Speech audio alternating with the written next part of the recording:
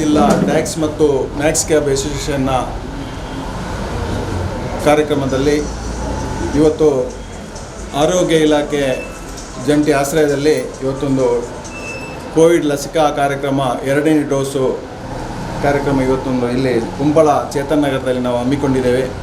ಈ ಒಂದು ಕಾರ್ಯಕ್ರಮಕ್ಕೆ ನಮ್ಮ ದಕ್ಷಿಣ ಕನ್ನಡ ಜಿಲ್ಲಾ ಟ್ಯಾಕ್ಸ್ ಮ್ಯಾನ್ಸ್ ಅಸೋಸಿಯೇಷನ್ನ ಕಾರ್ಯಾಧ್ಯಕ್ಷರಾದಂಥ ಶ್ರೀಯುತ ಪ್ರಮೋದ್ ಉಳ್ಳಾಲ್ರವರು ಬಂದಿದ್ದಾರೆ.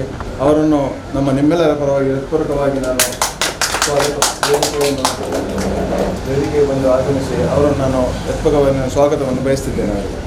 ಅದೇ ರೀತಿ ನವಚೇತನ್ ಕ್ಲಬ್ಬಿನ ಅಧ್ಯಕ್ಷರಾದಂತಹ ಸಾಜಿದ್ ಬೈಪಸ್ ಕುಂಬಳ ಅವರಿದ್ದಾರೆ. ಅವರು ಕೂಡ ವೇದಿಕೆ ಬರಬೇಕಾಗಿ ಕೇಳಿದ್ದೇನೆ. ಅದೇ ರೀತಿ ದಕ್ಷಿಣ ಕನ್ನಡ ಜಿಲ್ಲಾ ಟ್ಯಾಕ್ಸ್ ಮ್ಯಾನ್ಸ್ ಅಸೋಸಿಯೇಷನ್ನ ಉಪಾಧ್ಯಕ್ಷರಾದಂಥ ಹರೀಶ್ ಶೆಟ್ಟಿ ಅವರಿದ್ದಾರೆ. ಅವರನ್ನು ಕೂಡ ನಾನು ವೇದಿಕೆಗೆ ಕಳಿಸಿದ್ದೇನೆ. ಈ ಒಂದು ಕಾರ್ಯಕ್ರಮವನ್ನು ಉದ್ಘಾಟನೆ ಮಾಡಲು ಬಂದಿದ್ದಾರೆ ನಮ್ಮವರಾದಂಥ ಶಂಕರ್ ಭಟ್ರು ಅವರಿದ್ದಾರೆ. ಅವರು ಕೂಡ ವೇದಿಕೆಗೆ ಆಗಮಿಸಬೇಕಾಗಿದ್ದೇನೆ.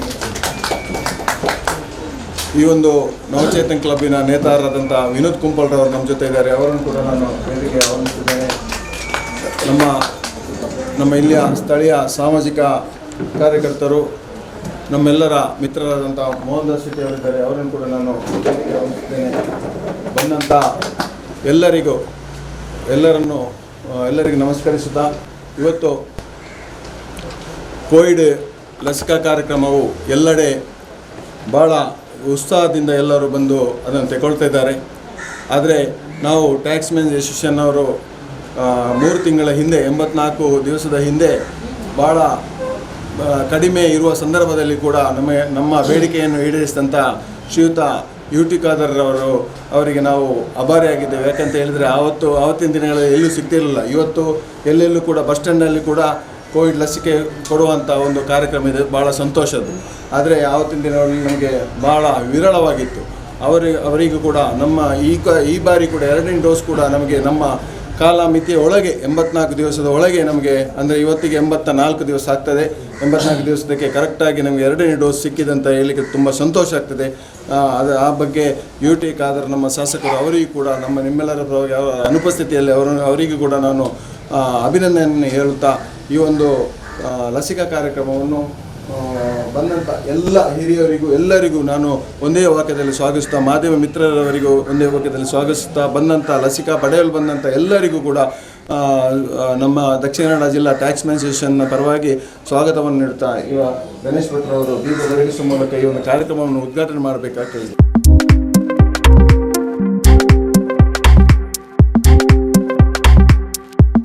ಕನ್ನಡ ಜಿಲ್ಲಾ ಟ್ಯಾಕ್ಸ್ ಮ್ಯಾನ್ ಅಸೋಸಿಯೇಷನ್ ಮತ್ತು ಮ್ಯಾಕ್ಸ್ ಕ್ಯಾಬ್ ಅಸೋಸಿಯೇಷನ್ ಅವರು ನವಚೇತನ ಕ್ಲಬ್ ಇದರ ಆಶ್ರಯದಲ್ಲಿ ಇವತ್ತು ಮೊದಲಿಗೆ ಕೋವಿಡು ಕೊಟ್ಟು ಇವತ್ತಿಗೆ 84 ದಿನ ಆಯಿತು. 84 ದಿನದ ನಂತರ ಪುನಃ ಅವರನ್ನು ಮೊದಲು ಕೊಟ್ಟವರನ್ನು ನಾವು ಕರೆದು ಇಲ್ಲಿ ಆ ಕೋವಿಡ್ ಇಂಜೆಕ್ಷನ್ ಕೊಡಲಿಕ್ಕೆ ಸರ್ವ ಕಾರ್ಯಗಳನ್ನೆಲ್ಲ ಮಾಡ್ತಾ ಇದ್ದೇವೆ. ಭಾಳ ಸಂತೋಷದ ವಿಷಯ ಅಂದರೆ, ಒಮ್ಮೆ ಕೊಟ್ಟು 2ನೇ ಸಾರಿ ಕೊಡುವಾಗ ಅವರು ಪುನಃ ಅವರನ್ನು ಕರೆಯುವ ಪದ್ಧತಿ ಭಾಳ ಕಡಿಮೆ. ಅಂದರೆ ಅದು ಬೇರೆ ಎಲ್ಲಿಯೇ ತಗೊಳ್ತಾ ಇದ್ದೇವೆ, ಬೇರೆ ಎಲ್ಲಿ ಆಸ್ಪತ್ರೆಯಲ್ಲಿ. ಇದನ್ನು ಹಾಗೆ ಅಲ್ಲ, ಅವರು ಮೊದಲು ನಮ್ಮ ದಿನೇಶ್ ಕುಂಪಲ್ನವರು ಇದಕ್ಕೆ ಬಹಳ ಮುತುವರ್ಜಿ ತಗೊಂಡು ಫಸ್ಟಿಗೆ ಇಲ್ಲಿ ಕೊಡಿಸಿ 84ನೇ ದಿನ ಪುನಃ ಅವರನ್ನು ಕರೆಸಿ ಇಲ್ಲಿ ಕೊಡುವ ಒಂದು ಸ್ವಾಗತವನ್ನು ಮಾಡಿದ್ದಾರೆ. ಇದಕ್ಕೆ ಕೊಟ್ಟ ಹೆಲ್ಪ್ ಮಾಡಿದ ಎಲ್ಲರಿಗೂ ನಾನು ನಮ್ಮ ದಕ್ಷಿಣ ಕನ್ನಡ ಜಿಲ್ಲಾ ಟ್ಯಾಕ್ಸ್ ಮ್ಯಾನ್ ಅಸೋಸಿಯೇಷನ್ ಪರವಾಗಿ ಕೃತಜ್ಞತೆಗಳನ್ನು ಅರ್ಪಿಸ್ತಿದ್ದೇನೆ. ಅದಲ್ಲದೆ ಸರ್ವರಿಗೂ ಸರ್ವರು ಒಂದು ಜೀವನಮಾನದ ಹೋರಾಟದೊಂದು ಇದು ತಗೊಳ್ಳೇಬೇಕು.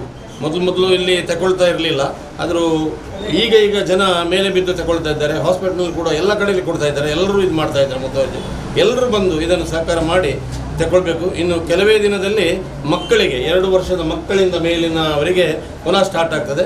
ಅದಕ್ಕೆ ನೀವೆಲ್ಲರೂ ಬಂಧುಗಳೆಲ್ಲ ಸಹಕರಿಸಿ ಅದನ್ನು ಒಳ್ಳೆ ರೀತಿಯಲ್ಲಿ ಅದನ್ನು ಉಪಯೋಗ ಮಾಡಬೇಕು ಅಂತ ಹೇಳಿಕೊಂಡು ನಾನು ನಿಮ್ಮೆಲ್ಲರ ಪರವಾಗಿ ಕೇಳಿಕೊಳ್ತಾ ಇದ್ದೇನೆ. ಅದಲ್ಲದೆ ಇವತ್ತು ಬಂದ ನಮ್ಮ ಗೌರ್ಮೆಂಟ್ ಹಾಸ್ಪಿಟಲ್ನ ಸಕಲ ಸೌಕರ್ಯ ಅವರ ಡಾಕ್ಟ್ರು ಮತ್ತು ಅಸಿಸ್ಟೆಂಟ್ನವರೆಲ್ಲ ಬಂದರೆ ಅವರಿಗೆ ಎಲ್ಲರಿಗೂ ದೇವರು ಆರೋಗ್ಯ ಸುಖ ಶಾಂತಿ ನೆಮ್ಮದಿ ಕೊಟ್ಟು ಕಾಪಾಡಲಿ ಅಂತ ಹೇಳಿಕೊಂಡು ನಮ್ಮ ಇವರು ಸಹ ಇದ್ದಾರೆ ಹಾಸ್ಪಿಟಲ್ನವರು, ಅವರಿಗೆಲ್ಲರಿಗೂ ನಾನು ಕೃತಜ್ಞತೆ ಅರ್ಪಿಸಿ ನನ್ನ ಈ ಮಾತುಗಳನ್ನು ಮುಗಿಸ್ತೀನಿ. 19 ಲಸಿಕೆಯನ್ನು ಕೊಡುವಂಥದ್ದು ಒಳ್ಳೆಯ ವಿಷಯ.